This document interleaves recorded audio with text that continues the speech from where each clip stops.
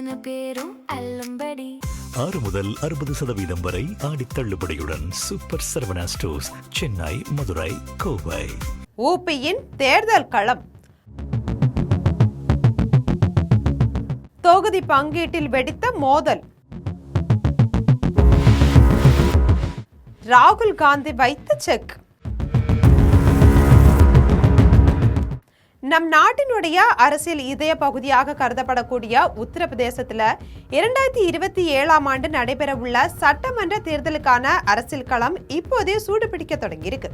சட்டமன்ற தேர்தல் வர இன்னும் பல மாதங்கள் இருக்கக்கூடிய நிலையில இண்டி கூட்டணிக்குள்ள தொகுதி பங்கீட்டு பஞ்சாயத்து தற்போதே வெடிக்க ஆரம்பிச்சிருக்கு. அது பற்றி விரிவாக பார்ப்போம் நம் ஜம் தொலைக்காட்சியில்.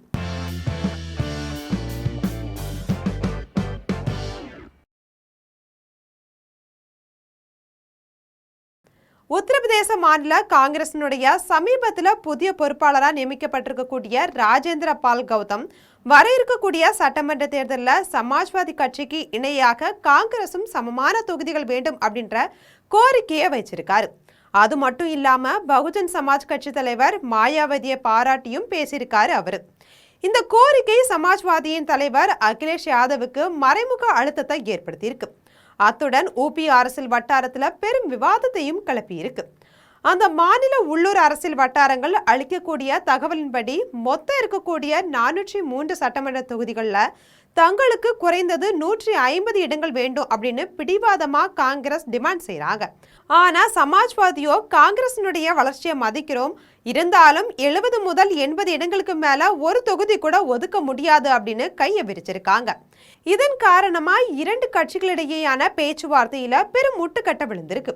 காங்கிரஸ் இவ்வளவு பிடிவாதமா 150 இடங்களை கேட்கறதுக்கு பின்னாடி இரண்டு முக்கிய காரணங்கள் முன்வைக்கப்படுது. அதாவது 2017 சட்டமன்ற தேர்தலுடைய கூட்டணி கணக்கு தான்.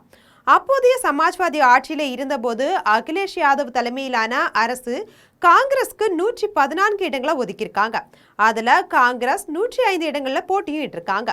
அன்றைய சூழலிலேயே 100 இடங்களுக்கு மேல தந்த நிலையில இன்னைக்கு இருக்கக்கூடிய காங்கிரசின் பலம் கூடியிருக்கும் போது ஏன் இடங்களை குறைக்கணும் அப்படின்றதுதான் காங்கிரசினுடைய முதல் வாதமே. இதுதான் காங்கிரசினுடைய பிரதான ஆயுதமும் கூட. கடந்த 2024 பாராளுமன்ற தேர்தலில் உத்தரப்பிரதேசத்துல காங்கிரஸ் சிறப்பான செயல்பாட்டை வெளிப்படுத்தியிருந்தாங்க. தாம் போட்டியிட்ட 17 தொகுதிகளில் 6 இடங்களை கைப்பற்றி 35% ஸ்ட்ரைக் ரேட்டை பதிவு செய்திருந்தாங்க. அதோட ராகுல் மற்றும் பிரியங்காவினுடைய தீவிர பிரச்சாரத்தால தொண்டர்கள் கிட்ட ஏற்பட்டிருக்கக்கூடிய எழுச்சியே தற்போது 150 இடங்கள் வேண்டி ஒற்றை கால நிற்பதற்கு காரணமாகும். இந்த கூட்டணியின் ஆழத்தை புரிந்து கொள்ள கடந்த 10 ஆண்டு கால உத்தரப்பிரதேச அரசியல நாம உற்று நோக்கணும். 2017 சட்டமன்ற தேர்தலின் போது அகிலேஷும் ராகுலும் கைகோர்த்து ஊபியினுடைய 2 சிறுவர்கள் அப்படின்ற முழக்கத்தோட களம் கண்டாங்க. சமாஜ்வாதி 311 இடங்கள்லையும் காங்கிரஸ் 114 இடங்கள்லையும் போட்டிட்டாங்க. ஆனா வீசிய பயங்கரமான பாஜக அலையில இந்த கூட்டணி அடித்து செல்லப்பட்டு பாஜக பெரும்பான்மையுடன் ஆட்சியை கைப்பற்றியிருந்தாங்க. இந்த தோல்விக்கு பின் 2 கட்சிகளும் பிரிந்துட்டாங்க. 2019 பாராளுமன்ற தேர்தலில் சமாஜ்வாதி காங்கிரஸை தவிர்த்து மாயாவதியுடைய பிஎஸ்பி மற்றும் ஆர்எல்டி கட்சிகளோட கூட்டணி அமைச்சிருக்காங்க. அதனால காங்கிரஸ் தனித்து போட்டிட்டாங்க. இந்த தேர்தலில் சமாஜ்வாதியால தன்னுடைய செல்வாக்க சற்று உயர்த்தி கொள்ள முடிந்தது அப்படின்னாலும் பாஜகவை ஆதிக்கத்தோடைய முறியடிக்க முடியல. 2022 சட்டமன்ற தேர்தலில் 2 கட்சிகளும் தனித்தனியாவே மோதிக்கிட்டாங்க. இந்த தேர்தலில் சமாஜ்வாதி தோல்வியடைந்திருந்தாலும் முந்தைய சட்டமன்ற தேர்தலை விட 64 இடங்கள் கூடுதலா பெற்று மொத்தமா 111 இடங்களை கைப்பற்றியிருந்தாங்க. அது மட்டும் இல்லாம தன்னுடைய வாக்கு சதவீதத்தை 10% உயர்த்தி 32% வாக்குகளையும் பெற்றிருந்தாங்க. ஆனா காங்கிரசின் நிலைமையோ கவலைக்கிடம் ஆயிடுச்சு. வெறும் 2 இடங்கள்ல மட்டுமே வென்றதோடு மட்டும் இல்லாம போட்டியிட்ட 387 காங்கிரஸ் வேட்பாளர்களும் தங்களுடைய டெபாசிட்டையே இழந்திருக்காங்க. 2022 சட்டமன்ற தேர்தலில் அடிவாங்கிய காங்கிரஸ் தான் 2024 பாராளுமன்ற தேர்தலில் இண்டி கூட்டணி வழியா மீண்டும் சமாஜ்வாதியோட கை கோர்த்துச்சு. இந்த முறை இந்த கூட்டணி மிகப்பெரிய வெற்றியையும் பெற்றிருந்தாங்க. சமாஜ்வாதி யாரும் எதிர்பாராத வகையில 37 எம்பி இடங்களை வென்று பாஜகவுக்கே அதிர்ச்சி அளிச்சிருக்காங்க. காங்கிரஸ் 6 இடங்களை வென்றிருக்காங்க. பாஜகவினுடைய தொடர் வெற்றி குதிரைக்கு முட்டுக்கட்ட போட்ட பெருமை இந்த கூட்டணிக்கே சேரும். இந்த வெற்றி தான் காங்கிரசினுடைய நம்பிக்கையை தற்போது அதிகரிச்சிருக்கு.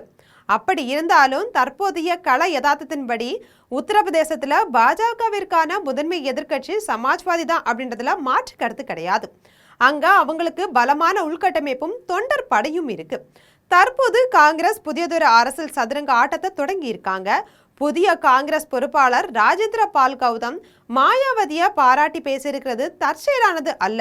அது அகிலேஷ்விற்கு தரப்படக்கூடிய ஒரு மறைமுக எச்சரிக்கையா கூட இருக்கலாம். எங்களுக்கு சரியான இடங்களை நீங்க ஒதுக்கல அப்படின்னா எங்களுக்கு பிஎஸ்பி போன்ற மற்ற ஆப்ஷன்களும் இருக்கு. நாங்க தனித்து போட்டிட்டு வாக்குகளை பிரித்தா நஷ்டம் உங்களுக்கு தான் அப்படின்ற அழுத்தத்தை காங்கிரஸ் கையாளுறாங்க. தமிழகத்துல விஜயனுடைய தமிழக வெற்றி கழகத்தை முன்னிறுத்தி திமுகவிற்கு அழுத்தம் கொடுத்த அதே ஃபார்முலா தான். காங்கிரசினுடைய இந்த சமபங்கு கோரிக்கையை அகிலேஷ் அவ்வளவு எளிதா ஏற்றுக்கொள்ள வாய்ப்பு கிடையாது. இருந்தாலும் சமாஜ்வாதி அம்மாநிலத்துல எப்போதுமே பெரிய அண்ணன் பாத்திரத்திலேயே தான் நீடிக்க விரும்புறாங்க. காங்கிரசினுடைய இந்த அதீத பிடிவாதம் இண்டி கூட்டணிக்குள்ள விரிசலை ஏற்படுத்தினா அது பாஜகவிற்கு தான் சாதகமா முடியும். எதிர்கட்சி வாக்குகள் பிரிந்தா பாஜக எளிதிலேயே ஆட்சியையும் தக்க வச்சுக்கும். அப்படி இருக்கக்கூடிய நிலைமையில இவை அனைத்துமே ஆரம்ப கட்ட பேச்சுவார்த்தை தந்திரங்களாவே தான் அரசியல் நோக்கர்களால் பார்க்கப்படுது. தொடக்கத்துல 150 இடங்களை கேட்டு பின்னர் பேச்சுவார்த்தைகளின் மூலமா 100 இடங்கள் வரை வந்து ஒப்பந்தத்தை முடிக்க காங்கிரஸ் திட்டமிட்டிருக்கலாம்.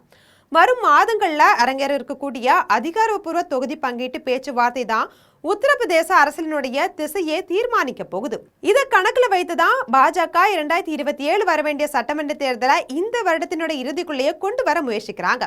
அதை வச்சுதான் அகிலேஷும் ராகுலும் இப்போதே தொகுதி பங்கீட்டை முடித்துட்டு சீக்கிரமா தேர்தல் பிரச்சாரத்துல ஈடுபட நினைக்கிறாங்களோ என்னவோ. இது போன்ற அரசியல் செய்திகளை உடனுக்குடன் தெரிந்து கொள்ள ஜெம் தொலைக்காட்சியுடன் எப்போதும் இணைப்பில் இருங்கள்.